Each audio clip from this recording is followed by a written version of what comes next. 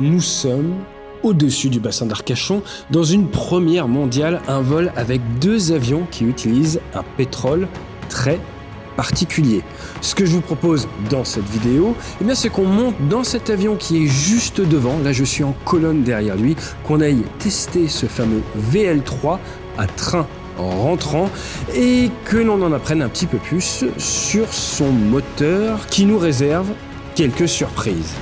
Allez, et pour fêter ça, on se fait le lancement de jingle, le plus sympa de l'année. Jingle.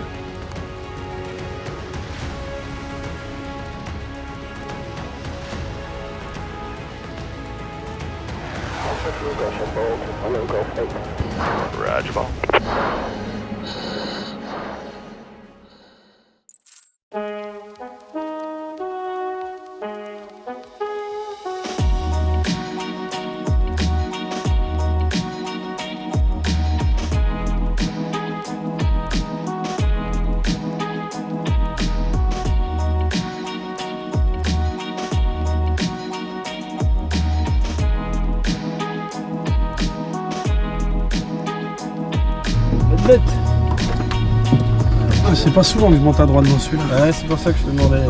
Là, on est sur les gaz. Ouais. Et là, t'es sur. Trim. Le trim est là. Ok, d'accord.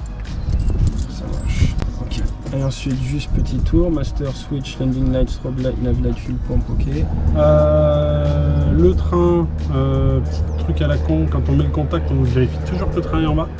Il n'y a pas de protection. Si tu fais ça et que tu mets le truc, il va rentrer au sol. Ça va tout péter. Ça va arriver sur Super Étonnant.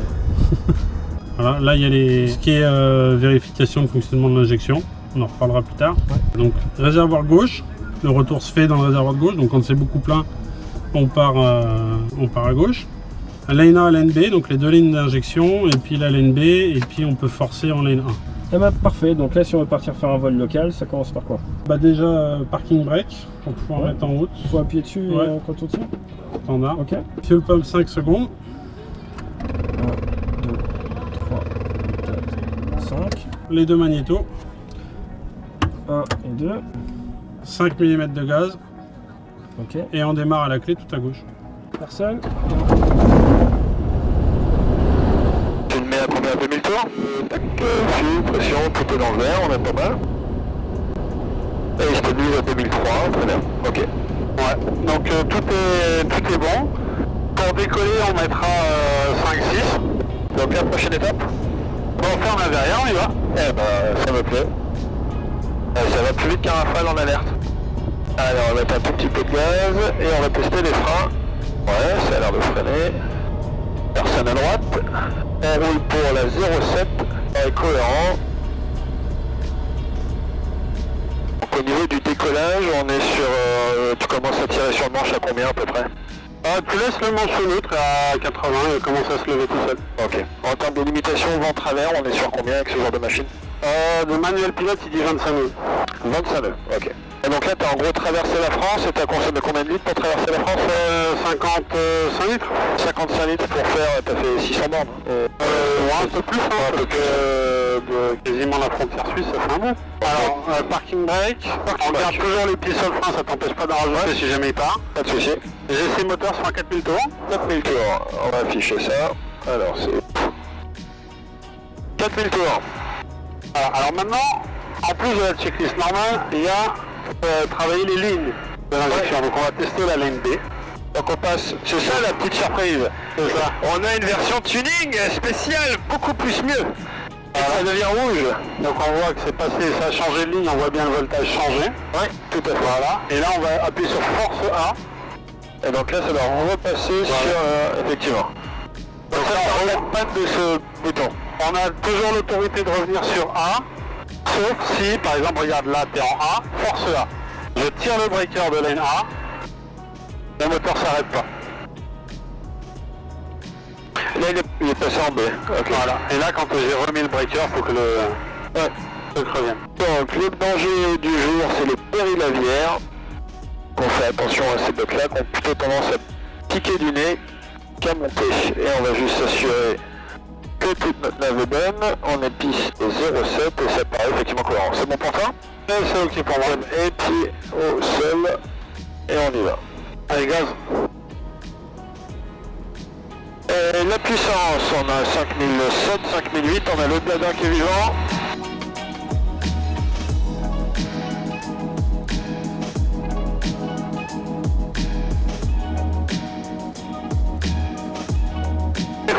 Ok, on rentre les volets. On rentre les volets. Et les volets vers rentrer. On fait rentre le train et on rentre le train. Ok, on a la bille 1, on fait les 30 degrés.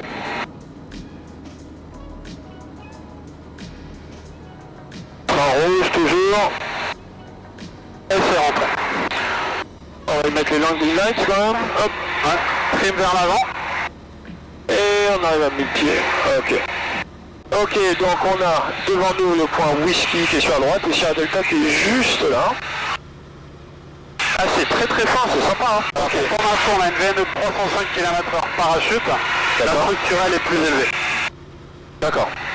On va s'éloigner, partir un tout petit peu vers la gauche. Alors quand tu vas mettre de l'incidence, tu avances jusqu'à 45, t'as presque pas besoin de tirer le manche. Effectivement, ouais. Et quand tu vas passer 45 degrés d'inclinaison, il va falloir que tu commences à le compenser parce que là il va s'enfoncer. Parce que là il tourne, là c'est royal hein. Ah non mais il va tout seul. C'est que passer 45 degrés il va vouloir descendre. D'accord. On va faire un petit extérieur devant intérieur. Allez on va faire souplement vers la droite. La vitesse. Il est très très fin. Et donc du coup on a vu tout à l'heure au point d'arrêt qu'il y avait ligne A, ligne B. Qu'est-ce que tu caches sous ton capot? Ah bah, justement la surprise. C'est justement la surprise. La grosse surprise. Donc ça rentrera dans le détail, on va vous mettre le lien avec toutes les grosses explications techniques. Et là on est sur un avion qui est assez exceptionnel quand même. Je crois que c'est la première fois que la Gironde et le bassin d'Arcachon ils voient un VL3 venir au bioéthanol. Exactement, tu peux le voir ici, donc c'est le réservoir de gauche, là on a un mix, on a 17% d'éthanol à gauche, et si on passe à droite on a 30%, on peut voler à 100% d'éthanol, donc le E85 GHz, mais également le E100 qu'on pourrait acheter comme pour la compétition, il n'y a que de l'éthanol. Et comment était venue l'idée de transférer ce savoir de l'automobile au monde de l'ultra léger? En fait les choses sont venues assez naturellement. Je suis venu voir Jean-Baptiste, mon associé maintenant, qui à l'époque était la personne qui s'occupait de me faire la maintenance sur mon avion. Et il m'a dit qu'est-ce qui te freine de passer à l'injection. Aujourd'hui c'est le manque de redondance dans tous les systèmes qui existent. Il n'y a pas de vraie redondance comme les carburateurs off. L'Eurotax IS est déjà un bon step par rapport aux injections en termes de sécurité. A quand même de grosses faiblesses, c'est-à-dire que si on va perdre les deux générateurs, le moteur s'arrête, et énormément de cas, le moteur s'arrête. Et un moteur qui s'arrête... C'est arrivé un de tes proches en plus, non? Ouais, exactement. Un moteur qui s'arrête en croisière, on peut s'en débrouiller, on peut planer. Un moteur en stoppé en montée initiale, c'est moins drôle. Parce qu'en fait, si on regarde dans les UM légers, on l'a briefé tout à l'heure, là t'as un parachute. Ouais. Donc là, imaginons, je peux réduire là, ouais, bien sûr. Ta vitesse de finesse max 120. Ok, donc on est imaginons on a une panne moteur tout de suite aviate, on baisse un peu le nez, on va prendre 120 et deuxième point ça va être navigate, on va dire où est-ce qu'on va. On a cette option du parachute, mais tirer le parachute ici, là c'est pas forcément une situation d'avenir, donc ça ne se sort pas de tous les cas. On va venir se rapprocher, donc là en fait ce qu'on ferait c'est, on retournerait justement vers les zones habitées, après on ferait la communication, mais si c'est au décollage, si c'est à basse altitude, ces petits joueurs là, en dessous de 300 pieds, en dessous de 400 pieds, on peut pas les tirer. Donc tu as quand même un peu une zone, pas de mort, mais ça dépend de à quoi ça ressemble. Et donc tu as ce talon d'Achille de l'aviation légère. Et donc vous venez augmenter la sécurité dans cette phase initiale du vol, c'est ça? Donc justement, on s'est dit si on fait quelque chose, on va travailler... la partie fonctionnement moteur, c'est la plus simple en fait. Donc on s'est dit on va vraiment travailler avec quelque chose de très très redondant. Et donc on est sur quelque chose où tout est en backup de tout. Avec plein de lignes, plein de ressorts. Là je peux faire un truc si tu veux qui nous mettrait en panne avec un Rotax, qui serait de tirer les générateurs. Et pourtant le moteur continue de tourner. Donc là j'ai les deux générateurs arrêtés, on est sur la batterie. Et si tu fais ça sur un 912 IS, là le moteur est calé. Là le moteur s'arrête pas. C'est un des exemples. Et le gros talon d'Achille des moteurs à injection, c'est la pression d'essence. S'il y a une perte de pompe électrique, le moteur s'arrête. Et celui-là, pas. celui-là, il a la capacité de fonctionner sur la pompe mécanique des carburateurs. Même si c'est une injection, ça fonctionne évidemment. On a une pompe de pression pour le rendement et tout ça, c'est beaucoup mieux. Mais le moteur s'arrête pas si on passe en basse pression. D'accord. Et il y a demain, quelqu'un s'achète un VL3 ou on va dire avec celui ou n'importe quel type d'ULM, on va lui proposer ce type de motorisation ou quelle démarche il doit faire pour l'avoir? Alors, la démarche, elle est très simple. C'est-à-dire que on a développé ça dès le début de manière industrielle. On n'est pas en prototype. On a des machines volantes abouties. Donc, on est prêt à équiper tous les gens qui sont prêts à faire franchir le pas, d'aller vers une injection qui a tous les avantages de la consommation, tout ça, les performances que tout le monde a déjà désigné pourquoi. Et grâce à la sécurité embarquée, on espère justement pouvoir répondre à la demande de beaucoup de pilotes qui ne veulent pas quitter les carburateurs par ces choses-là. Et on est prêt. On va présenter tout ça ensemble au salon de Bois. On a prévu une grosse présence avec justement au moment des donc c'est quand c'est le week-end du 15, c'est la week-end du 15, ouais, tout à fait. Ouais. Week-end du 15, donc si les personnes sont au mondial, d'ailleurs c'est un bon endroit où aller, à Blois, là, le week-end du 15, ils passent te voir, ils vont te rencontrer. Et puis en plus ils vont pouvoir poser toutes les questions et savoir comment ça peut s'adapter sur leur modèle. Exactement. Donc ça c'est pour de l'ULM. Le cadre réglementaire à l'heure actuelle c'est pour l'ULM. Le cadre réglementaire aujourd'hui c'est de l'ULM. On veut évoluer plus tard vers du certifié mais on ne peut pas tout faire en même temps. Pour l'instant on se dirige vers l'ULM, il y a déjà un marché énorme. Au niveau européen on a déjà plus de 15 000 kits vendus facilement par les plus grands fournisseurs connus d'injection, donc voilà, alors qu'il y a énormément de gens qui ne veulent pas passer le pas lié à la sécurité, donc on est vraiment sur quelque chose, aujourd'hui on s'est centré sur l'ULM, après la suite on y verra. Donc on offre surtout et avant tout une sécurité, venir mettre la petite pelle de Kevlar sur le talon d'Achille quoi. Exactement, vraiment chercher la redondance extrême à tous les niveaux. Et en plus de ça, pendant qu'on y était, on a mis le bioéthanol qui permet de voler à 80 centimes du litre, qui permet d'aller chercher une vraie... Dis-moi ça, 80 centimes du litre 80 centimes du litre. Ah, c'est quand même pas mal. C'est dur à battre. Donc pour un proprio, il va vite rembourser son investissement en fait, s'il veut un peu... Aujourd'hui, on est même en comptant la surconsommation, parce que l'éthanol consomme un peu. C'est pas une légende, c'est chimique, c'est comme ça. Il faut compter à 300-320 heures pour compenser le montage de l'injection. Donc ça va quand même... assez vite, ouais, je connais des ULM qui font 500 heures par an, ça va très très vite. Ah c'est top. En tout cas ton avion il est très agréable. En plus du coup on a mis, moi j'aime bien, j'ai plein de gamins donc plus il y a de sécurité plus ça me plaît, j'en ai 4 tu vois. Ce qu'on va faire c'est on va gentiment aller faire attaquer la deuxième partie du vol, on va rentrer par whisky, on va aller chercher notre leader, et puis on va aller faire un peu de vol en patrouille à 0,80 du litre, ça me plaît ça. Ça me plaît beaucoup. Fox Mec, Juliette, on va continuer pour le 07 pour toucher.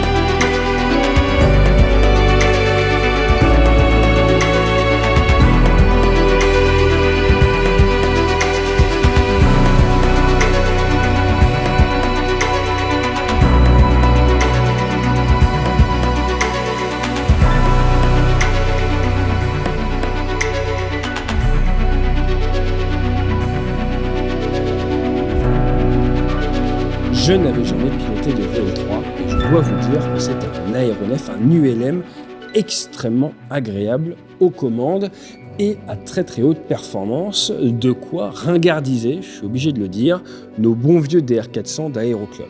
Mais en plus, avec ce talon d'Achille protégé grâce au nouveau moteur de chez Unicorn, ça va transformer notre aviation légère. Ce que je vous propose, c'est d'aller rencontrer les équipes d'Unicorn directement au mondial de l'ULM à Blois. C'est le week-end du 15 septembre. Et attention, accrochez-vous bien, si vous êtes dans les premiers à leur rendre visite, ils ont un bon paquet de patchs FlySafe à vous offrir en souvenir. À très bientôt sur la chaîne. On retestera d'autres avions comme ça. Et d'ici là, FlySafe.